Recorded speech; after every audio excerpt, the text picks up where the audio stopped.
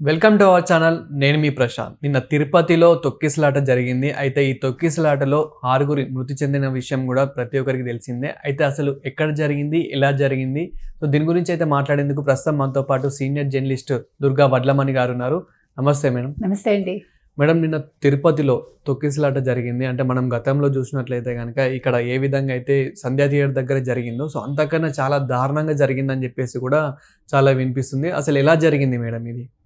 రేపు వైకుంఠ ఏకాదశి అండి. వైకుంఠ ఏకాదశికి ఎప్పుడు కూడా టికెట్స్ ఇస్తారు కదా, అంటే వైకుంఠ ద్వార దర్శనం మీకు ఐడియా ఉంటుంది. అది సంవత్సరానికి ఒక్కసారే ఇస్తారు. అయితే నిన్న తిరుపతి వాసులకి టికెట్స్ ఇస్తున్నారనమాట. అది ఏమైంది, లోకల్ వాళ్ళే కాకుండా వేరే వాళ్ళు కూడా వచ్చేసారు. అంటే ఇప్పుడు మీరు ఒక ఊహలో ఉంటారు, ఇంతమంది వస్తారు అందాజాగానే. అంటే ప్రతి సంవత్సరం ఈ తొక్కిసలాట జరగడం అనేది మీకు వైసీపీ హయాంలో కూడా ప్రతి సంవత్సరం ఉంది. మీరు చూసుకోండి కావాలంటే. 2020 నుంచి మీరు 2024 వరకు చూసుకుంటే తొక్కిసలాట అనేది ఎప్పుడూ ఉంది. కాకపోతే ఏంటంటే నిన్న జరిగిన సంఘటనలో 6 చనిపోవడం జరిగింది. ఇది ఎవరి తప్పిదం అంటే మీరు ఎవరిని చెప్పలేరండి. ఇప్పుడు అంతమంది జనాలు బయట వాళ్ళు రాకూడదు కదా. ఇప్పుడు పర్టికులర్గా ఫలానా వాళ్ళకి టికెట్లు ఇస్తున్నాం అన్నప్పుడు ఆ ఫలానా వాళ్ళే రావాలి కదా, వేరే వాళ్ళు ఎలా వస్తారు? రాకూడదు కదా. అలాగని మనమేమి అధికారులను తప్పు పట్టకుండా ఉండట్లేదు. మీరు కాకపోతే చూసుకోండి గత 4 సంవత్సరాల్లో ఏం జరిగింది అనేది. మీరు పాత వార్తాపత్రికలు చూస్తే మీకు కనిపిస్తుంది. అయితే నిన్నను ఆ గేట్లు తెరవడంతో వీళ్ళు టికెట్లు కనుక్కొని ఒక్కసారిగా వచ్చేసారు. యాక్చువల్గా అక్కడ ఆ సంఘటన జరిగినప్పుడు వాళ్ళ కోసమని తెరిచారు వాళ్ళు. వీళ్ళకి అంబులెన్స్ రావడం, అంబులెన్స్ అక్కడ అడ్డు పెట్టడం, అంటే వీళ్ళ కోసమని డ్రైవర్ ఎక్కడికో వెళ్ళాడని అంటున్నారు. ఇది ఎవరిని మీరు అంటారు? ఇప్పుడు పిల్లల్ని వృద్ధుల్ని తీసుకుని టికెట్లకు వెళ్ళటం అనేది ఎంతవరకు సబబు?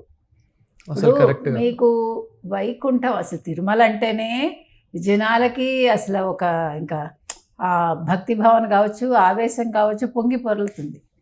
అలాంటిది వైకుంఠ ద్వార దర్శనం కోసం అసలు ప్రజలు ఎలా ఉంటారు? మరి అలాంటప్పుడు వృద్ధులు పిల్లలు వెళ్ళొచ్చు ఆ టికెట్ల కోసం.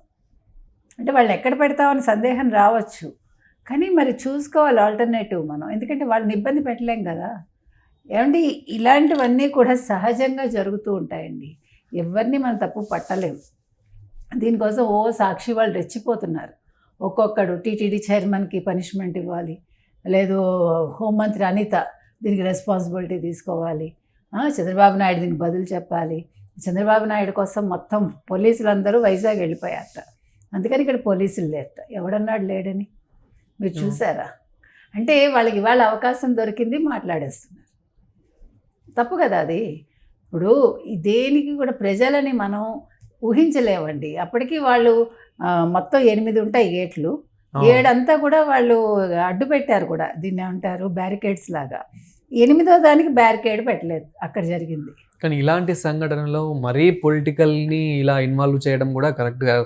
ఎవరైతే నష్టపోయారో పాపం వాళ్ళకి అంటే నష్టపరిహారం చేయడంలో తప్పు లేదు, కానీ మరి అంటే మీ వల్లనే చనిపోయారని చెప్పేసి కూడా అదే నేను అంటున్నా. ప్రతిదీ పొలిటిసైజ్ అయిపోతుంది.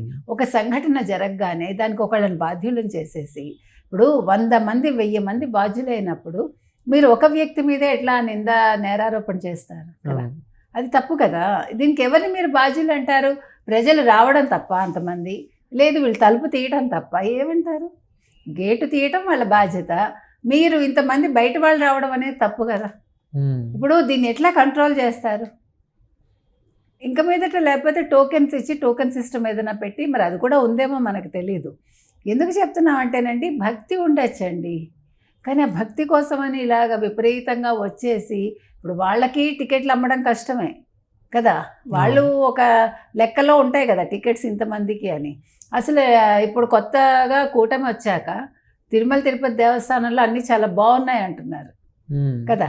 లడ్డు దగ్గర నుంచి కల్తీ లడ్డు లేదు ఇప్పుడు. తర్వాత ఈవెన్ దర్శనాలు కూడా మామూలు సాధారణ భక్తులు కూడా తొందరగా దర్శనం చేసుకుని వెళ్ళిపోతున్నారు.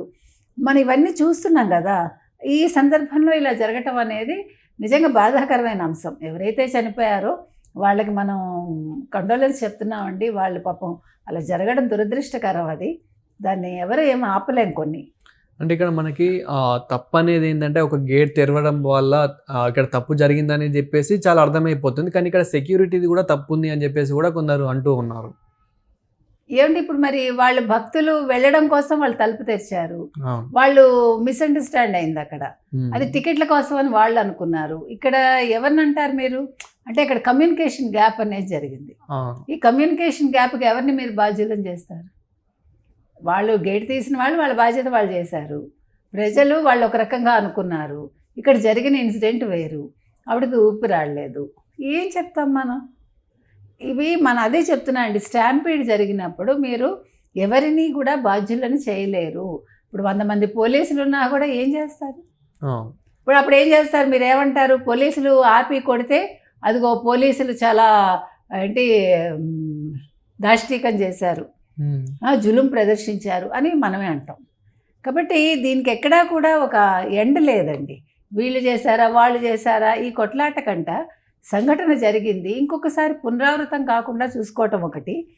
2 నెక్స్ట్ టైం ఇంకొంచెం సెక్యూరిటీ పెంచుకుని ప్రతి వాళ్ళు కూడా అంటే కమ్యూనికేషన్ గ్యాప్ లేకుండా ఇంకేదైనా కొత్త విధానం ద్వారా వీళ్ళకి టికెట్లు ఇష్యూ చేయొచ్చా, అది కూడా టీటీడీ ఆలోచించాలి. అంటే ఫిజికల్గా రాకుండా మనుషులు ఇంకా ఏ రకంగా టికెట్స్ తీసుకోవచ్చు అది కూడా చూడాలి.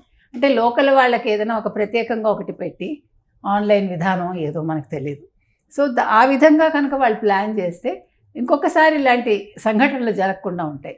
ఇప్పుడు ఆంధ్రప్రదేశ్ ప్రభుత్వం ఒక్కొక్కరికి 25 లక్షలు వాళ్ళు ప్రకటించారు, వెంటనే స్పందించి నిన్ననే స్పందించారు. ఇవాళ వాళ్ళకి 25 లక్షలు ఇస్తాము అని ప్రకటించారు. అదేవిధంగా చాలామంది స్పందిస్తున్నారు, రాజకీయ నాయకులు కావచ్చు, అంటే వేరే రాష్ట్రాలకు చెందిన వాళ్ళు కూడా. ఎందుకంటే తిరుమల అనేది అన్ని రాష్ట్రాలకి సంబంధించింది కదా. ముఖ్యంగా ఇంకా ఇక్కడ మనకి ఏపీలో కాకుండా తెలంగాణ, అదేవిధంగా తమిళనాడు కూడా, తమిళనాడు, తెలంగాణ, కర్ణాటక చాలా ముఖ్యం. ఇవన్నీ కూడా సౌత్ స్టేట్స్ అన్నీ కూడా తిరుమల అనేది అందరికీ సంబంధించిన దానిగా భావిస్తారు కాబట్టి అందరూ కూడా రెస్పాండ్ అవుతున్నారు. ఏది ఏమైనా నిన్నటి సంఘటన దురదృష్టకరం అండి. ఒక మంచి ఇష్యూ వైజాగ్లో జరిగినప్పుడు సాయంకాలం ఇలా జరగడం అనేది ఊహించని చర్య ఇది. కాబట్టి భక్తులు కూడా కొంచెం ఆలోచించుకుని ఒక వాళ్ళే ఒక సంయమనం పాటించి, ఇప్పుడు మనకి మనమే ఒక క్యూ లైన్ ఏర్పరచుకుని ఎవరు ముందు వచ్చారు, ఓకే మీరు ముందు వచ్చారా మీరు నిల్చోండి, అంతేగాని నేను వెళ్ళాలి ప్రతివాడు వెళ్ళిపోవాలి. మనలో కూడా తప్పు ఉందండి, నేను వెళ్ళాలండి నాకు కొంచెం నన్ను వెళ్ళనివ్వండి అంటే అందరూ దానికోసమే వస్తారు. కాబట్టి మనకి మనమే కొంచెం బాధ్యత తీసుకుని ఎవరికి వాళ్ళం ఒక లైన్స్ ఏర్పాటు చేసుకుని, అంటే తొడతొక్కిడి జరగకుండా చూసుకోవాల్సిన బాధ్యత మన మీద కూడా ఉంది. ఇప్పుడు మనం చూడండి, మీరు ముంబై వెళ్తే బస్సులు ఎక్కేటప్పుడు లైన్స్ ఉంటాయి.